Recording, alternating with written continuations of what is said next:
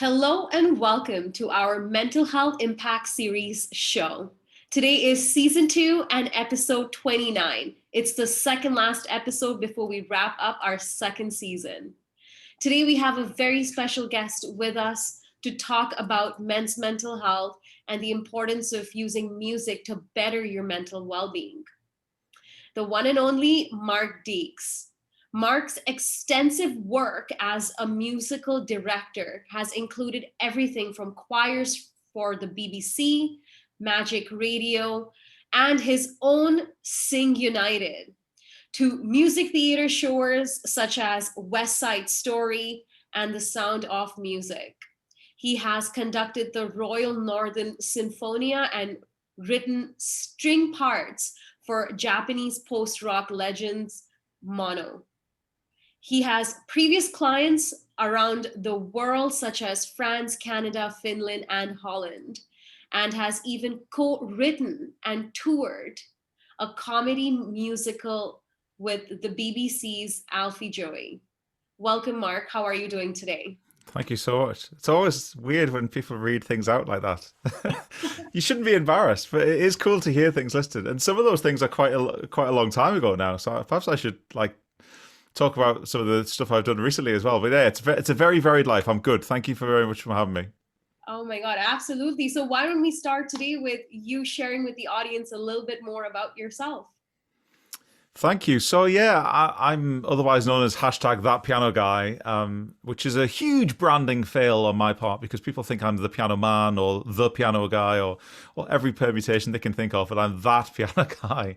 And yeah, so I'm obsessed by piano, but I'm on a wider context. I'm obsessed by music. So music for me is everything. It's work, it's hobby, it's pleasure, it's what I wake up first thing in the morning with and what I go to sleep last thing of the night with. And it has been all my life.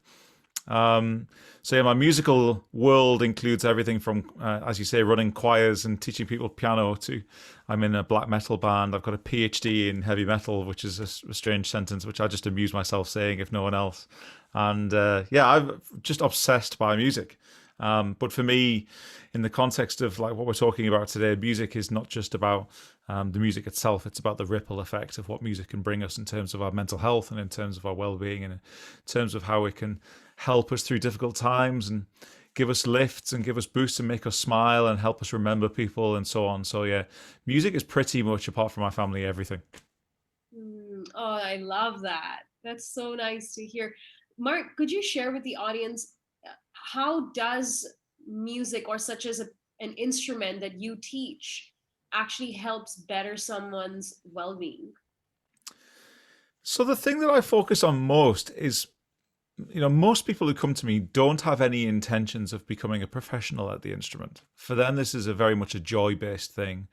It's often could be part of someone's like self-care. It's when people talk about just having a little bit of time just for them. And when you talk about people who are approaching a musical hobby in terms of being an amateur, they frame things or should be framing things very, very differently to someone who wants to become a professional. So the goal is the joy, the goal is the enjoyment, the goal is the fun, the goal is the enriching activity, the goal is what the music can bring us and what the act of having something that we're going to do mindfully can bring us. This isn't about necessarily becoming an amazing piano player. It's the ripple effect of what other benefits that brings our lives. So when someone sits down to play the piano for 15 minutes a day, and 15 minutes a day is my mantra, people think I'm crazy that you should be playing for hours, but I'm really talking genuinely in 15-minute blocks. This is not about setting yourself goals as to what a professional can achieve over a long period of time. This is what will be enriching for me in the next 15 minutes. And, that's often, playing a part of a tune or a song that is recognizable, that we enjoy, that we are a fan of. And then what happens as a result of that? Well, for the last 50 minutes, you certainly haven't been thinking about the bills that you have to pay or that stress that you've got at work or that problem in your business or that problem in your family because you were concentrating on where does this finger go? And so the time just disappears. And what happens when people sort of finish their time sat at the piano is they then think, oh, I wasn't worrying about. They kind of feel like a reduction in the press, in the stress. That the shoulders have dropped maybe, and they realize that they haven't been carrying themselves as stressful such a stressful posture for the last 15 minutes, and then I start to get things like people saying to me that they've slept better as a result of playing piano for 15 minutes a day. Well, what happens as a result of you sleeping better? Well, you might be then more present or focused at work. You might be more present or focused with your children or whatever. You might feel more confident because you've just done something that you've been wanting to do for 40 years and now suddenly you've done it. And that in itself has a benefit for our confidence and our well-being. So there's all kinds of ripple effects that happen as a result of the actual act of the playing the piano itself. Thank you so much for sharing that, Mark. I know that you're on a mission to inspire 1 million people with piano, encouraging as many of them as possible to use music to improve your mental health, either as a listener or someone that's playing piano. Yeah. How long ago did you set that mission? So that's a really good question. So the answer is only about 6 months ago. But but I've been teaching piano for almost 30 years. So really, it was more of a sort of coaching mindset for myself. And we talk about the importance of setting ourselves goals and feeling that we have some kind of not necessarily quantified, but identified North Star. What we talk about, our mission, our purpose, our why. And when I've been teaching piano to people of all ages for almost 30 years, you realize that there are a lot of people that you've already taught piano, but then some of those have gone on to become piano teachers who've then, had the ripple effect of those, So I've taught people who are now piano teachers who are now teaching people who, and so on. So I'm not tracking the number. I just don't think that's the important thing. I think the important thing is to make, for me on an individual basis, that gives me something that like is an overarching goal. I can sort of look towards the horizon and say, this is what I'm going to work towards, and this is going to be the thing that drives me forward each day. But also, what's been lovely is I found that it helps people who are coming to me as clients as well, because they want to feel like they're part of something. They want to feel like they're part of a mission. So I get messages saying, I want to be one of your million kind of thing, which is really lovely. So that means that you can see that you're inspiring people. So that it's not been quantified in that way for very long, but it's something that I've been doing all my life. Yeah, if you don't mind me asking, Mark, what was your why? I think my biggest thing that I've always got a kick out of is proving people wrong, and that sounds like a really sort of cocky answer, and I don't mean it in that way whatsoever. I really enjoy not so much proving people wrong, or proving myself right. But when people think that they won't be able to do something, that there is a real thrill in showing that they can. There's a great deal of fun in that, and that can also be equated to the kind of music that I play on piano. So very commonly people will associate piano with certain artists or certain acts or genres or bands or whatever it might be. So they expect that you're going to play Elton John or Billy Joel or Coldplay or John Legend or Beatles or whatever it might be. And I do all that, and that's great. And if that's what people want me to play, then that's great. But some people want to hear other music. So I get a big kick out of playing Megadeth or Metallica or Foo Fighters or Radiohead or sort of dance tunes on piano. And sort of people don't expect that, and I get a real joy out of sort of saying, "Oh wow, look! I never thought I'd hear that done on the piano. That's really cool." So, whether it's in the music that I play or whether it's in watching the face of someone in their 60s or 70s, I mean, I've got clients in their 80s who've spent 40, 50, 60, 70 years, I mean lifetimes, thinking they will never be able to play anything on the piano. And when I get them doing that in quite a short period of time, my course is only 90 days long. When they do that in a short period of time, that's a real thrill. And so the thread of that's always gone through all my career is getting stuff to happen that perhaps people don't think can be done, musically speaking. That's where the fun happens for me. I can feel your passion, Mark. That's what I do. Why would I not do it? I almost like I know how to do it, and I know how to do it so well. And don't get me wrong, there are lots of things that I'm rubbish at in life. So this is not me being arrogant, but I know how to make these musical things happen. I know I will back myself in any situation musically. So why would I not do that? Because I know the joy it can bring people. So that should be what I do every day. Oh my God, that's incredible. So for people that have like no background in piano, don't understand how music Mm. works when Yeah, when yeah. someone plays it. And you said it usually takes them your courses for 90 days, right? Yeah, so it starts with a 90-day window, and if that's enough when you're finished, then great. Or if you want to stick around, you can stick around. We'll do some more things, but 90 days tends to work as quite a nice sort of definable period. It doesn't feel like you're signing up for something for a long, forever into the future. And yeah, so the course ends up with you playing sort of 12 songs in 90 days. That are all sort of famous pop songs.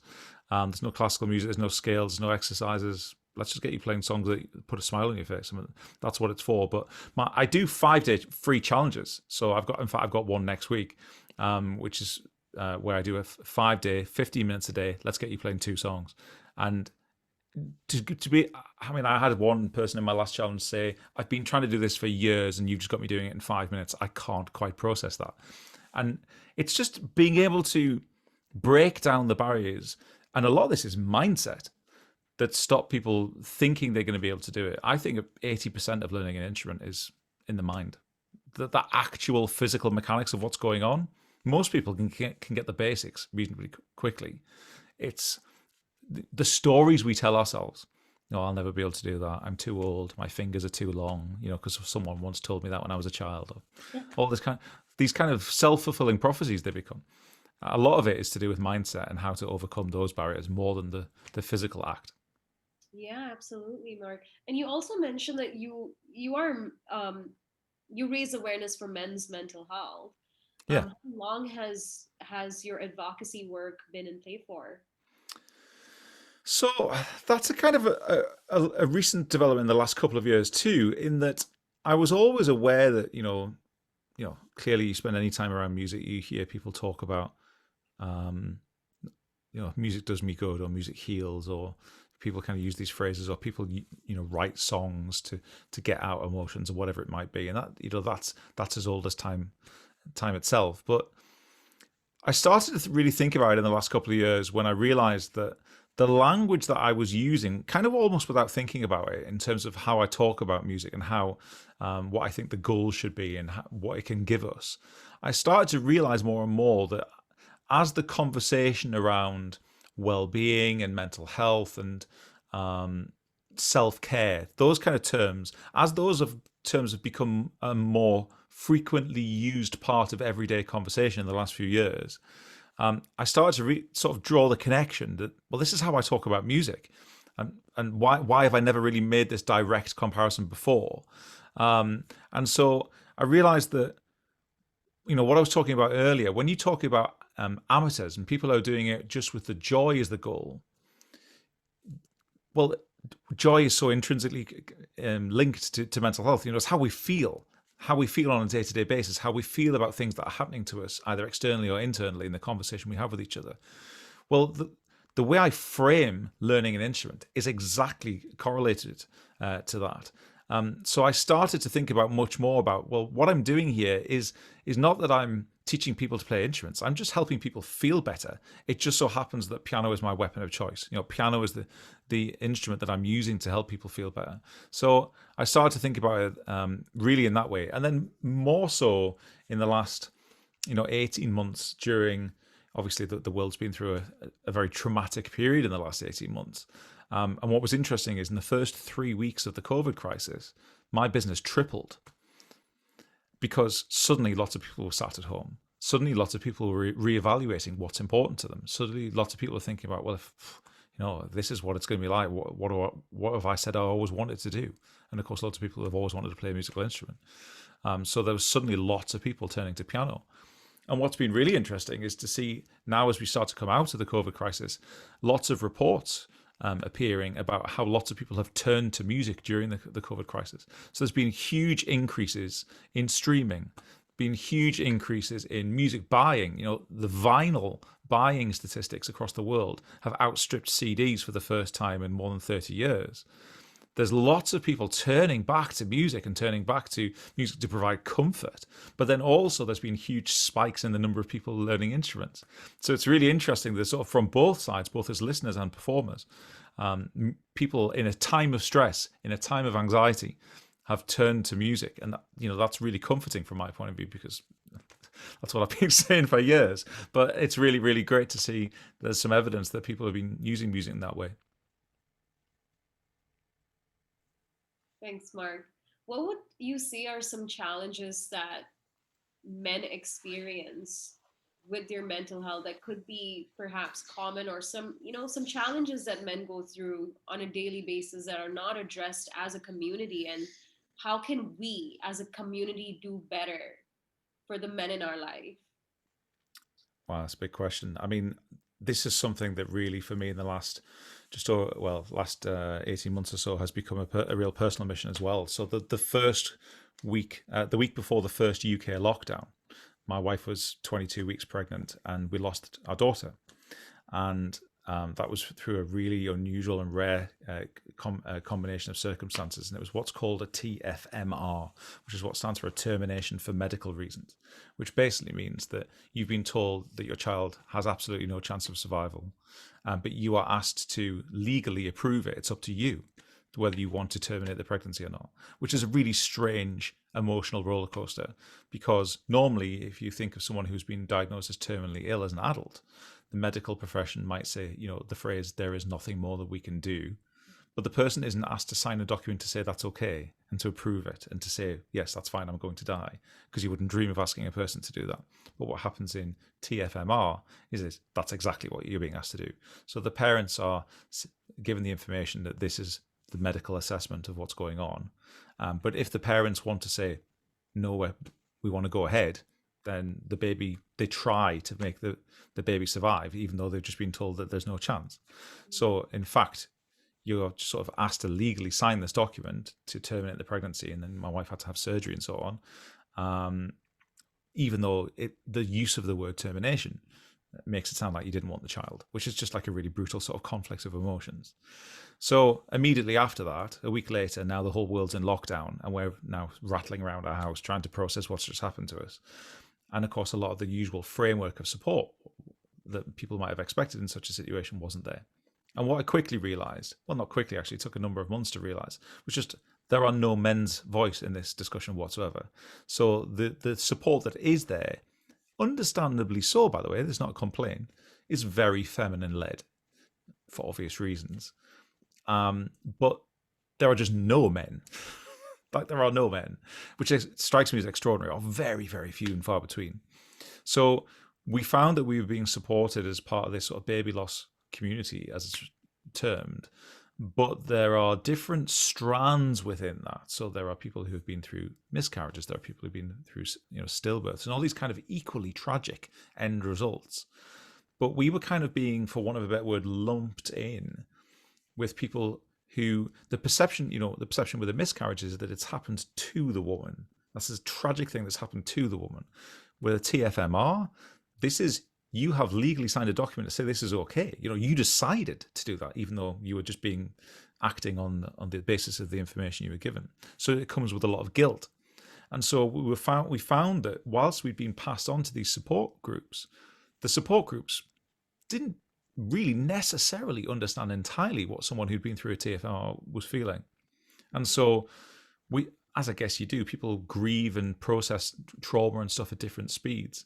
But it wasn't until about 8 or 9 months later that I started to really suffer. My wife had grieved perhaps better, if such as a word is appropriate, soon, or certainly sooner than me. She'd started to process it better than me. And I'd sort of, I guess because of COVID, I'd just focused on my work. I had to make a living and generate income for both of us for those first few months. And it wasn't until 7, 8, 9 months later that I started to have panic attacks for no reason whatsoever, that I could, I could be out walking the dog on a sunny day and suddenly need to get home. I was shaking like a leaf on New Year's Eve for no reason.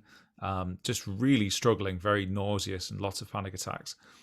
And, it was sort of decided that this was me sort of finally grieving for my daughter that I'd lost 8 and 9 months earlier. And it was only really as I started to try and process that here I was as somebody who helps people to use music to process mental trauma, improve their mental health. Now, here I was in that situation, but now having my own mental health difficulties. And how was I going to process that? And how was I going to perhaps make music part of that conversation, which I did. And I just decided that the first thing for me was I had to talk about it because there were no men.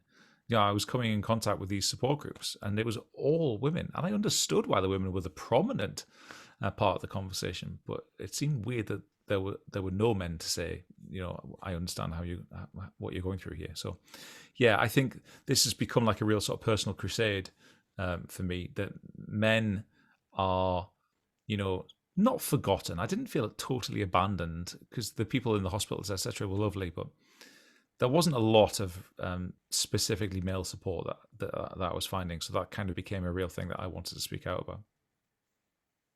I'm so sorry to hear about your loss, Well, Mark. I appreciate it. It's something that no one knows what to say. Like, we don't know what to say to anyone else. No one knows what to say to us, and we've kind of just sort of dealt with that.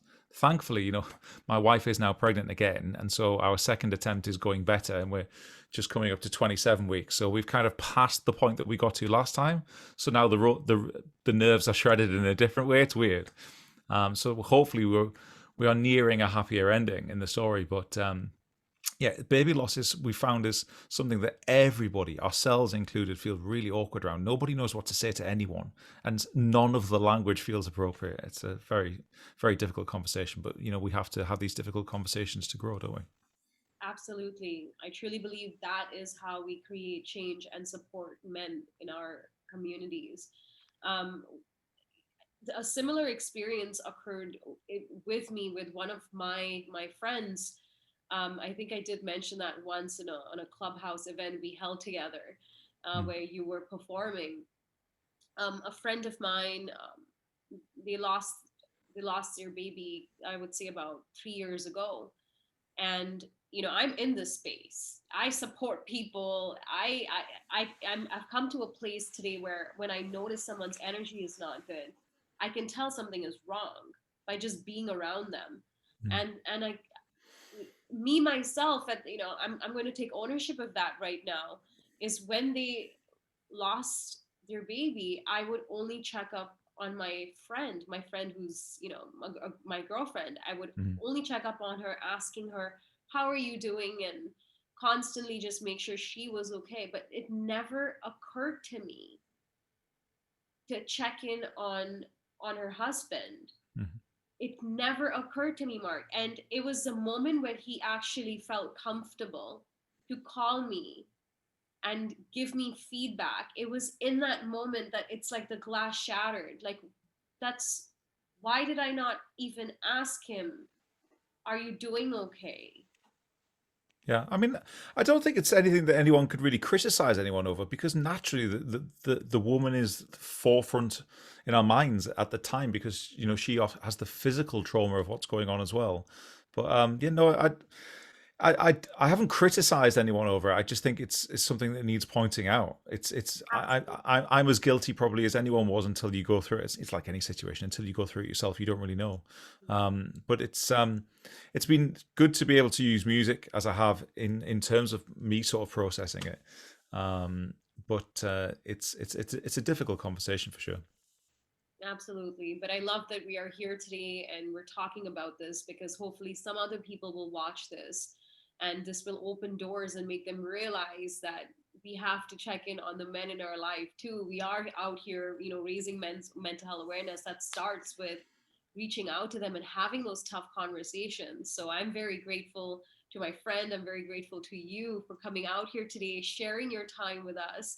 I know you're very, very busy. You have so much going on. So it really, we really, really value your time, Mark. Thank you.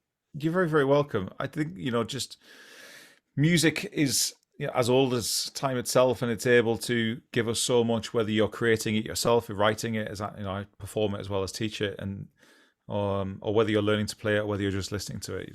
Making music part of the conversation can be really useful. Yeah, absolutely. Okay, so we're about to wrap up our episode for today. But before we do, we have a couple of rapid fire questions for you. Okay, cool. Okay, awesome. Let's do this. In your words, what is healing? Oh wow, what is healing? It is the journey towards uh, processing and improving a difficult situation or trauma. That was really well said, Mark. I should have written that down. Send me the recording immediately. Really well done. Okay, the next question. If there's one song that you listen to that shifts the energy within you, if you're not feeling good, it actually makes you feel good or leaves you feeling inspired or moved, what would that one song be? I think forever the song that will be deeply personal to myself and my wife. So it is "Nothing's Gonna Stop Us Now" by Starship, the 80s rock song, and so that was our first dance at our wedding. So it was immediately sort of entrenched in like the highest of happy moments, and then it was also the song that was playing in the waiting room when we found out we were losing our daughter, and we couldn't believe of all of the songs that the universe could have dished up at that moment was our wedding song at the same time as finding we were losing our daughter. And so we were just looking at each other in disbelief as we realized the radio was playing that song in the background. And so now we had the same song attached to the saddest moment of our lives as well. And so we suddenly realized that, for a while it was too painful to hear the song. But we didn't want our first dance to be too painful to listen to for the rest of our lives. Yeah. So we've kind of had to deliberately try and reclaim that song for us as a happy song, and we've kind of reframed it as, we think of our daughter at the same time as well, who we never got to meet, but we will always be part of our story. And so when we hear it, it's kind of almost like a family love song in some way. It's weird. We've kind of sort of had to reframe it as a positive thing for us. Otherwise, we would never have heard it again, and that would have been too sad. Yeah, absolutely. Well, thank you for sharing that, Mark. That's okay. Okay, if you had a mic and the entire world can hear you, what is the one message, one sentence you'd share with everybody? Oh, you guys throw some deep ones in. Make music part of your conversation every day. That's all. Nice. Make music part of the conversation. There has to be some music in your day every day. I love that. Okay, awesome. If you could have one superpower, what would that be and why?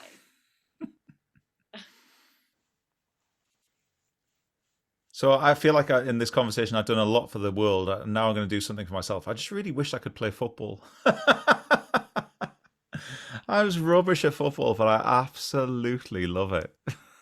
Like apart from music, football's my passion. So I wish I could play football, but that's a really selfish one. I don't know. I think that I'd love to be able to reach more people to get them inspired to play an instrument. That's why I do so many talks like this. I just want people to feel my passion and realize that it can be done. So yeah, inspiring people to realize it can be done. Absolutely, but let's go back to football. I think it's important to have hobbies. You're teaching people that have never touched an instrument how to play piano. Yeah. I think someday you're able to play football. Yeah, make time for it. Yeah, make time for it, maybe. Yeah, absolutely. Okay, last question.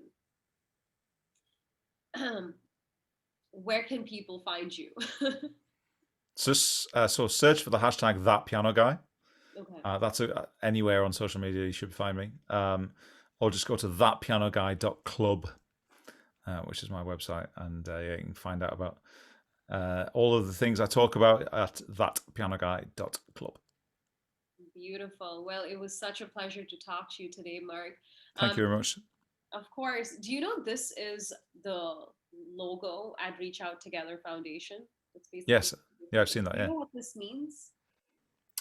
Not instantly, but I mean, obviously, it could represent various things. But you tell me. Okay, so in American Sign Language, this symbolizes together. Okay, great. Love it. Yep, and our mission at Reach Out Together Foundation is to heal the world together, community by community, conversation by conversation, just like we did today. Fantastic. I do know, and I'm certain of it, whoever listens to this will feel inspired in some way or the other. So thank you for taking your time and sharing with our audience today. Thank you very much for having me. It's much appreciated. Absolutely. Is there anything else you'd like to leave the audience with? No, I don't think so. I just hope that if music can be part of your conversation every day, either as a listener or as a performer or as a teacher or whatever form it comes, I think when you take the time to pay active attention to music, not just passive attention with it on in the background whilst you're doing something else, when you actively listen to music for 5 minutes a day, I guarantee you're going to feel better. Would you say it depends on the type of music? Oh, that's a different podcast. That that is a real debate that I have because people use terms like relaxing music as some kind of um, scientifically identifiable genre, and I think that's really inaccurate because what is relaxing to one person might not be relaxing to another person. So I was talking about the music that spas play in the background. You know, when you go to like a massage, you get to some kind of treatment, and there's this kind of really ambient, chill out music playing in the background. That winds me up. That's the last kind of music I want playing at that time. So this don't assume that your emotional reaction to a style of music is the same as the next person's, because it might not be. So use music that works for you. That's the key. That's Mark for you. Well, thank you so much, Mark. Once again, we really appreciate you and we value your time. To everyone else tuned in, thank you for taking the time to watch this. It is because of you we have been diligently putting out these shows every single week, and it means a lot to us to hear your feedback. So please feel free to reach out to Ankita at reachouttogether.com and share any feedback. Perhaps, what did you think about this conversation that we just had today with Mark? If there is anyone that you are aware of that we could have on our show, please feel free to refer, because we are out here to continue to have these conversations and break stigma across the world to better mental health. Thank you so much once again, and until next time. Thank you very much. Appreciate it.